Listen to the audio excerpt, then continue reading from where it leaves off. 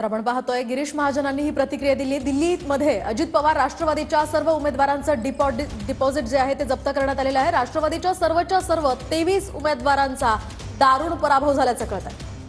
अजित पवारांच्या राष्ट्रवादीला केवळ 0.03% मतं मिळालेली आहेत। अजित पवारांच्या सर्व उमेदवारांचं डिपॉझिट दिल्लीमध्ये जप्त झालेलं आहे। राष्ट्रवादीच्या सर्वच्या सर्व 23 उमेदवारांचा दारुण पराभव झालाय। मोठी नामोशी खरं तर अजित पवारांच्या राष्ट्रवादीची दिल्लीमध्ये त्यांच्यावर ओढावलेली आहे। या सगळ्या पार्श्वभूमीवर आता अजित पवार यावर काय बोलतात तेही पाहणं महत्त्वाचं असणार आहे। राष्ट्रवादी जी अजित पवारांची राष्ट्रवादी आहे त्यांच्या 23 उमेदवारांचा या ठिकाणी दारुण पराभव झालाय।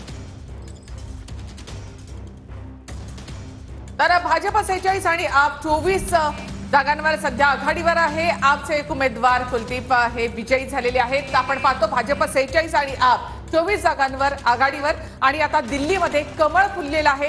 भाजपची सत्ता दिल्लीमध्ये। आता भाजपचा दिल्लीतला मुख्यमंत्री कोण असणार अशी चर्चा देखील सुरू झाली आहे।